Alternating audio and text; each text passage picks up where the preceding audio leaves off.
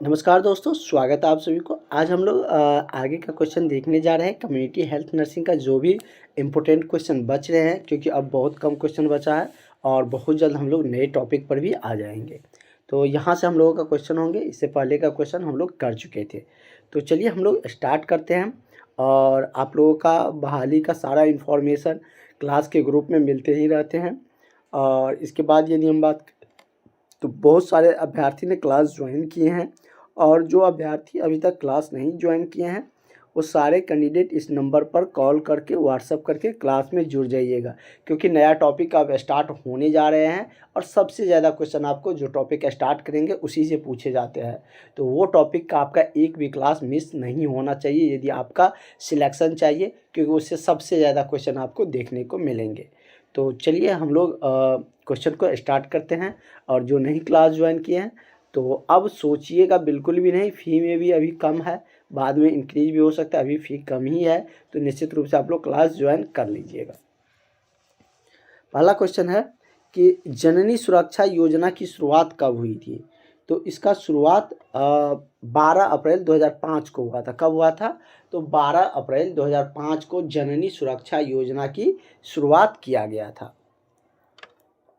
यहाँ तक क्वेश्चन हम लोग कर चुके थे। नेक्स्ट क्वेश्चन है कि महामारी फैलने को क्या कहते हैं? तो महामारी फैलने को एपिडेमिक कहते हैं। ये दो क्वेश्चन कर चुके थे, ये यहाँ तक क्वेश्चन कर चुके थे, ये सबको जल्दी जल्दी कर लेते हैं। यहाँ से हम लोगों का क्वेश्चन शुरू होगा। अगला है कि कुष्ठ रोग कौन सा कार्यक्रम में आता है? मतलब कि उस कुष्ठ रोग में कौन सा कार्यक्रम आता है ये पूछ रहे हैं। तो जैसे कि नियंत्रण उन्मूलन कार्यक्रम, तो ये दोनों आते हैं, तो इसलिए ऑल ऑफ दीज तो नहीं होगा, यहाँ पर बोथ दोनों हो जाएगा। ठीक है, सभी में तो ये भी आ जाएगा। ये हम कर चुके थे, यहाँ तक प्रथम जनगणना भी कर चुके थे। और ये तो हम आपको बता ही दिए थे कि भारत में जो जनगणना है वो 10 वर्षों पर किया जाता है। और लास्टली हम लोगों का 2011 में जनगणना हुआ था। और जनगणना से ही हम लोगों को बहुत सारी डाटा मिलते हैं कि कितनी शिक्षित है किस राज्य में, कितनी आबादी है किस राज्य का, सबसे अधिक आबादी किस राज्य का है, सबसे कम आबादी किसका है, जनसंख्या घनत्व जैसे बिहार का सबसे ज़्यादा है, सबसे कम कहे तो अरुणाचल प्रदेश का है, सबसे शिक्षित राज्य में गोवा, सबसे कम शिक्षित में हमारा बिहार आता है। और भी बहुत सारे डाटा जनगणना से पता चल पाते हैं कि कितना रेशियो है, जो सेक्स रेशियो जो कहते हैं कि मतलब कि कितना मेल पर फीमेल है 1000 पर काउंट किए जाते हैं। तो ये सब डाटा इसी से प्राप्त होते हैं। ठीक है, जनगणना से ही। नेक्स्ट 21 में होना था लास्टली, लेकिन वो 21 में कोरोना के कारण नहीं हुआ था। सर्वप्रथम 1981 में शुरू हुआ था। जो प्रथम जनगणना के बारे में पूछ रहा है कि ये कब हुआ था, ये 1981 में हुआ था। यहाँ से हम लोगों का क्वेश्चन स्टार्ट होता है आज का।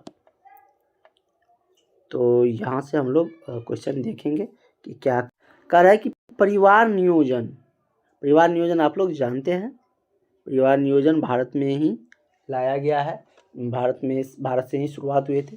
वही कह रहा है कि परिवार नियोजन की अस्थाई विधि कौन सी है? नसबंदी करा लेना, नसबंदी या बांध्याकरण, ये करवा लेना, इसी को बांध्याकरण को ही नसबंदी बोला जाता है। या कॉपर टी लगा लेना, जो हमने आपको बताए थे कि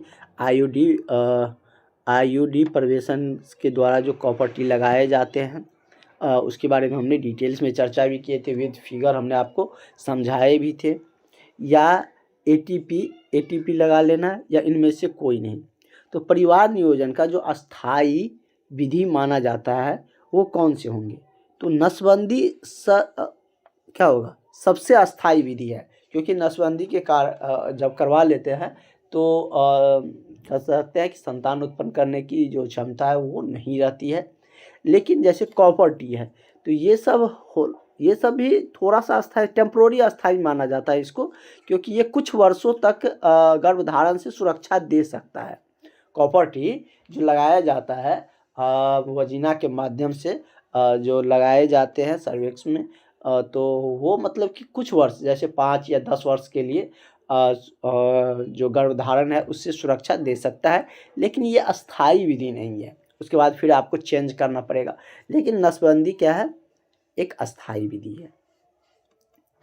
अगला है कि एटीपी एक्ट कब लागू हुआ था। कह रहा है कि एटीपी एक्ट कब लागू हुआ था। तो ये जो एक्ट है ये आपको 1972 में लागू हुआ था। कब हुआ था, तो 1972 में एटीपी एक्ट लागू किया गया था। तो करेक्ट आंसर आपका ऑप्शन नंबर बी हो जाएगा। अगला है कि भारत की आबादी 2011 के जनगणना के अनुसार कितना, अब तो बहुत ज़्यादा है, चीन से भी ज़्यादा हो गया है, लेकिन 2011 के जनगणना, क्योंकि डाटा तो उसी को हमको प्राप्त है, तो 11 के जनगणना के अनुसार 1 अरब 21 करोड़ है। पहले आप मोदी जी के सुनते होंगे कि सवा अरब कहते थे, 1 अरब 20 करोड़, मतलब कि 1 अरब और 21 करोड़ आबादी 2011 के जनगणना के अनुसार है। अगला है कि भारत की जीवन जो प्रत्याशा दर औसतन क्या है। मतलब कि भारत की जो जीवन प्रत्याशा दर है, मतलब कि औसतन व्यक्ति कितने वर्ष तक जीवित रहते हैं। जैसे कि आप देखते होंगे आपके मोहल्ले, आपके गांव वगैरह में कितने वर्ष में औसतन लोग डेथ कर जाते हैं, या आपके जब आप जॉब में जाइएगा तो हॉस्पिटल में बराबर आएगा तो आपको पता चल जाएगा कि इतने एज आते आते हमारे देश का जो जीवन प्रत्याशा दर वो है। तो वही आपसे पूछ रहे हैं कि कितने प्रत्याशा दर है हमारे भारत में जीवन का, तो वो कितना है, तो वो लगभग 66 माना जाता है, 66.8 वर्ष। इतना मतलब एवरेज है, एवरेज लोगों का इतना है। और कोई कोई तो 70 भी जीते हैं, 75 भी जीते हैं, 80 भी जीते हैं, लेकिन एवरेज 66 है। ठीक है, तो करेक्ट आंसर आपका ऑप्शन नंबर क्या हो जाएगा, ऑप्शन नंबर आपका ए सही हो जाएगा। नेक्स्ट क्वेश्चन हम लोग चलते हैं। कह रहा है कि पीएचसी के महिला सुपरवाइजर को क्या, पीएचसी जो प्राइमरी हेल्थ सेंटर होते हैं उसके उसमें जो महिला जो सुपरवाइजर को क्या कहा जाता है, पीएचएन या एलएचवी या स्वास्थ्य सहायक महिला, या इनमें से कोई नहीं। तो उसको क्या चीज़ से जाना जाता है, तो उसे स्वास्थ्य सहायक महिला के रूप में जाना जाता है, जो पीएचसी महिला सुपरवाइजर होते हैं। तो करेक्ट आंसर आपका ऑप्शन नंबर क्या हो जाएगा, बी आपका सही हो जाएगा। नेक्स्ट क्वेश्चन हम लोग चलते हैं। हमारा अगला क्वेश्चन है कि आज आप लोगों का क्लास बहुत लंबा नहीं होगा, लगभग 25 क्वेश्चन ही देखेंगे। हालांकि स्वास्थ्य के उपकेंद्र में नियंत्रण अधिकारी, स्वास्थ्य के जो उपकेंद्र होते हैं उसमें जो नियंत्रण अधिकारी होते हैं जो उसको नियंत्रण करते हैं उपकेंद्र को, तो वो कौन होते हैं, मुखिया, सिविल सर्जन, प्रभारी चिकित्सा अधिकारी। तो ये सब हमने आपको बताए हैं कि सिविल सर्जन जो होते हैं वो जिला स्तर पर होते हैं, तो वो उपकेंद्र को तो नियंत्रित करने आएंगे नहीं। जो उपकेंद्र होते हैं वो ब्लॉक स्तर पर होते हैं, तो ब्लॉक स्तर का जो प्रभारी होते हैं वो कौन होता है, तो प्रभारी चिकित्सा पदाधिकारी होते हैं। तो करेक्ट आंसर आपका ये हो जाएगा, जिला स्तर पर सिविल सर्जन होते हैं। ठीक है, तो यहाँ तक हम लोगों का हो गया। अगला है कि पुरुष स्वास्थ्य पर्यवेक्षक को किस पदनाम से जाना जाता है। कह रहा है कि पुरुष स्वास्थ्य पर्यवेक्षक को किस पदनाम से, दूसरे नाम से जाना जाता है, स्वास्थ्य निरीक्षक या पुरुष स्वास्थ्य सहायक, प्रखंड प्रसार परीक्षक तो सब होंगे नहीं। तो जो पुरुष स्वास्थ्य पर्यवेक्षक होते हैं उसको पुरुष स्वास्थ्य सहायक के रूप में जाना जाता है। अगला क्वेश्चन हम लोगों का है कि अस्पताल में bed, head, ticket, treatment chart की जवाबदेही किसकी होती है। तो ये जो जवाबदेही है ये आपको प्रभारी परिचारिका की होती है। किसकी होती है, तो प्रभारी परिचारिका का। तो करेक्ट आंसर आपका ऑप्शन नंबर क्या हो जाएगा, ऑप्शन नंबर आपका सी इसका सही आंसर हो जाएंगे। ठीक है, नेक्स्ट क्वेश्चन हम लोग देखते हैं।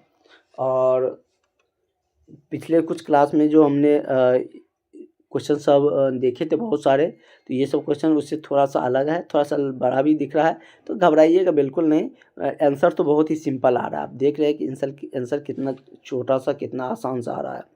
जिला जन क्वेश्चन से ही रिलेटेड ऑप्शन आ रहे हैं, आंसर आपका देखने को मिल रहा है। जिला जन स्वास्थ्य परिचारिका किसके अधीन काम करता है? जिला जन स्वास्थ्य परिचारिका जो होते हैं वो किसके अंतर्गत कार्य करते हैं या किसके अधीन कार्य करते हैं, ये आपसे पूछ रहा है। जिला अधिकारी, अस्पताल अधीक्षक, मुख्य चिकित्सा पदाधिकारी या इनमें से कोई नहीं। तो ये किसके अधीन कार्य करता है? तो ये आपको मुख्य चिकित्सा पदाधिकारी के अधीन कार्य करता है। तो करेक्ट आंसर आपका ऑप्शन नंबर क्या हो जाएगा? सी आपका सही आंसर हो जाएंगे। नेक्स्ट है बिना चीरफाड़ कर है, बिना चीरफाड़ के नसबंदी को क्या कहा जाता है? यदि चीरफाड़ नहीं किया जाता है तो उस नसबंदी को क्या कहे जाते हैं? NHV या लेप्रोस्कोपिक या सामान्य नसबंदी, तो क्या कहा जाता है इसे? तो इसको NHV कहा जाता है। क्या कहा जाता है? बिना चीरफाड़ के जो नसबंदी किए जाते हैं उसको क्या कहा जाता है? तो NSV। क्या कहते हैं? NSV। चलिए, और नसबंदी से लेकर और भी क्वेश्चन हम लोग देख चुके हैं। अगला है समुदाय के परीक्षण। क्या कह रहा है कि समुदाय के प्रतिरक्षण कार्य हेतु उपयुक्त स्थल क्या होता है? कह रहा है कि किसी समुदाय या समुदाय जो कम्युनिटी होते हैं उसको प्रतिरक्षण कार्य हेतु उपयुक्त स्थल क्या माना जाता है? मुखिया का बंगला, मुखिया के घर पर, स्कूल, आंगनबाड़ी केंद्र या इनमें से कोई नहीं। यदि आप किसी कम्युनिटी में जाते हैं, किसी समुदाय में आप जाते हैं, तो आप प्रतिरक्षण का जो कार्य होगा वो आपके लिए कौन सा उपयुक्त स्थल माना जाएगा? क्या मुखिया के दरवाजे पर करिएगा या स्कूल में तो जा भी नहीं सकते हैं उसके लिए, या आंगनबाड़ी केंद्र पर? ये आपके लिए स्वास्थ्य केंद्र के अंतर्गत ही आते हैं आंगनबाड़ी केंद्र, तो आपको आंगनबाड़ी केंद्र का ही स्थल चुनना होगा। तो उपयुक्त स्थल क्या हो जाएगा? ऑप्शन नंबर आपका सी सही हो जाएगा। ठीक है, कोई दिक्कत? आगे बढ़ते हैं और नेक्स्ट क्वेश्चन हम लोगों का उसी से रिलेटेड है लेकिन थोड़ा सा अलग क्वेश्चन है, तो इसको हम लोग कर लेते हैं। कह रहा है कि समुदाय में, क्या कह रहा है? समुदाय में ग्रामीण गोष्ठी का आयोजन कहाँ करना चाहिए? कह रहा है कि कोई समुदाय है, जो कम्युनिटी होती है, कम्युनिटी, तो उसमें ग्रामीण गोष्ठी का जो आयोजन होता है वो कहाँ पर करना चाहिए? फिर उसी तरीके से ऑप्शन है मुखिया के बंगले, सार्वजनिक स्थल, सामान्य व्यक्ति के बंगले या इनमें से कोई नहीं। तो कहाँ पर करना चाहिए? तो ये आपको सार्वजनिक स्थल पर, जो भी सार्वजनिक स्थल बने होते हैं वहाँ पर करनी चाहिए। ठीक है, तो इस तरीके से हम लोग लगभग बहुत सारे क्वेश्चन कर चुके हैं और 8-10 क्वेश्चन और करते हैं। उसके बाद हम लोगों का इस टॉपिक का जो एंडिंग पॉइंट है वो भी आ जाएगा और जल्दी आप लोगों के न्यू टॉपिक भी स्टार्ट होंगे। तो जो भी आपके सर्कल में फ्रेंड है, जिससे भी आप कनेक्टेड है, जुड़े हुए हैं, उसके पास भी वीडियो सेंड करिएगा और उसे भी क्लास जुड़वा दीजिएगा, क्लास में उसे भी ऐड कर दीजिएगा, ताकि वो उसका भी तैयारी आपके साथ अच्छा हो सके और ज़्यादा स्टूडेंट रहेंगे तो और भी हमें भी मोटिवेशन मिलेंगे, ताकि आपके लिए और अच्छे से वर्क करें, अच्छे से नोट्स सारी जो क्लासेज है आगे की, जो आपका आगे टेस्ट सीरीज चलेंगे, उस सब पे और भी अच्छे से मेहनत करके आप लोगों के लिए सारा कंटेंट लाए। क्योंकि उसके लिए तो आप लोग भी थोड़ा सा, आप लोग का भी ड्यूटी बनते हैं। जो भी आपका फ्रेंड सर्किल में होंगे क्लास में ज़रूर ऐड करवाइएगा, क्योंकि आप लोग से ही फैलेगा वीडियो, आप लोग के कारण ही और भी स्टूडेंट आएंगे भी। और कहीं कोई दिक्कत लगते हैं तो उसके लिए आप लोग बोल सकते हैं, वैसे तो आप लोग ग्रुप में ऐड ही हो तो उस पर सुधार भी किया जाएगा। अगला है कि महिला स्वास्थ्य कार्यकर्ता कि जो पदोन्नति होती है वो किस पद पर होती है। पदोन्नति करके मतलब कि जैसे आप महिला स्वास्थ्य कार्यकर्ता के रूप में नियुक्त हुए हैं, तो उसके बाद जो कहते हैं ना प्रमोशन हुआ, तो वही पदोन्नति होकर किस पद पर होती है। तो ये किस पद पर जाता है, तो ये LHV के पद पर जाता है। क्या, LHV। तो इसका करेक्ट आंसर क्या हो जाएगा, ऑप्शन नंबर आपका सी हो जाएगा। जो महिला स्वास्थ्य कार्यकर्ता होते हैं वो पदोन्नति किस पद पर होते हैं, तो LHV के पद पे। तो करेक्ट आंसर आपका ऑप्शन नंबर सी हो जाएगा। नेक्स्ट है GNM को लेकर। GNM कर्मी भी जो होते हैं, महिला स्वास्थ्य कार्यकर्ता का मतलब क्या, ANM कर्मी। जो भी ANM कर्मी होते हैं उसके लिए था, यहाँ पे है GNM कर्मी। तो GNM कर्मी को प्रोन्नति मतलब कि प्रमोट करके या प्रमोशन करके कहाँ पर दिया जाता है, या उसका प्रोन्नति का स्कोप क्या है, वही कह रहा है। दूसरे तरीके से यहाँ पर लिख दिया है कि उसका स्कोप क्या है। तो घबराइएगा नहीं, यहाँ पर प्रोन्नति दिख रहा है, मतलब आप समझ जाइए कि ये क्या कह रहा है कि मतलब कि जो पोस्टिंग जो आपका कहते हैं ना कि प्रमोशन हो गया, तो वही प्रमोशन का प्रोन्नति लिखा गया है। तो प्रमोशन करके GNM कर्मी को कौन सा स्कोप है या क्या बनते हैं, जैसे कि सिस्टर ट्यूटर बनता है, या रजिस्ट्रार बनाए जाते हैं, सीनियर वार्ड सिस्टर बनाए जाते हैं। तो उसको क्या बनाया जाता है, तो GNM कर्मी को सीनियर वार्ड रजिस्ट्रार बनाए जाते हैं प्रमोशन के बाद। ठीक है, कुछ वर्क जैसे अच्छे से आप वर्क करते हैं, जो आपको ड्यूटी दिया गया है उसे अच्छे से निभाते हैं, या आपका समय क्योंकि कुछ समय करने पर ही प्रमोशन होते हैं, और जितना सीनियर होते हैं उतना प्रमोशन होते जाते हैं। तो इस तरीके से अब ये मत कहिएगा कि सर क्या आप ज़्यादा दिन जॉब करने पर होते होते हम जो कि डॉक्टर जो होते हैं MBBS वो बन जाएंगे, तो वो तो आप बन ही नहीं सकते। उसका अलग प्रमोशन लेवल होता है, आपका प्रमोशन लेवल का अलग स्कीम होते हैं, अलग पद होते हैं। ठीक है, हाँ, ये हो सकता है कि जो GNM कर्मी होंगे वो ज़्यादा दिन जॉब करने पर जब लास्ट पीरियड तक आएगा रिटायरमेंट के समय तक, उस समय एक नए जो डॉक्टर नियुक्त होंगे उससे ज़्यादा वेतन हो सकते हैं। ठीक है, ये हो सकता है। ठीक है, तो करेक्ट आंसर आपका क्या हो जाएगा, ऑप्शन नंबर सी हो जाएगा। और परमानेंट जॉब में तो आप लोगों का अच्छा खासा वेतन भी है, जिसकी आप लोग तैयारी में लगे हुए हैं। कह रहे CHC मतलब कि कम्युनिटी हेल्थ सेंटर केंद्र, जो सामुदायिक स्वास्थ्य केंद्र होते हैं, उस केंद्र पर कितनी PSC होती है। मतलब कि एक सामुदायिक स्वास्थ्य केंद्र, एक CHC सेंटर में कितने PSC सेंटर होते हैं, प्राइमरी हेल्थ सेंटर होते हैं। तो ये कितना होता है, तो ये आपको 4 PSC सेंटर पर एक CHC सेंटर बने होते हैं। मतलब कि एक CHC सेंटर के अंतर्गत 4 PSC सेंटर आते हैं। ठीक है, तो करेक्ट आंसर आपका क्या हो जाएगा, ऑप्शन नंबर आपका बी हो जाएगा। CHC सेंटर के बारे में हमने और भी जाने थे कि वो लगभग 1 लाख की आबादी पर बनते हैं, 1 लाख की आबादी पर बनते हैं, या 100 गांव की आबादी पर बनाया जाता है एक CHC सेंटर। और एक CHC सेंटर 4 PSC सेंटर के बराबर कह लीजिए, या 4 PSC सेंटर पर एक CHC सेंटर बनाए जाते हैं। कह रहे योग्य दंपत्ति, क्या कह रहा है कि योग्य दंपत्ति की उम्र क्या होती है। जो योग्य दंपत्ति होती है उसका उम्र क्या माना जाता है,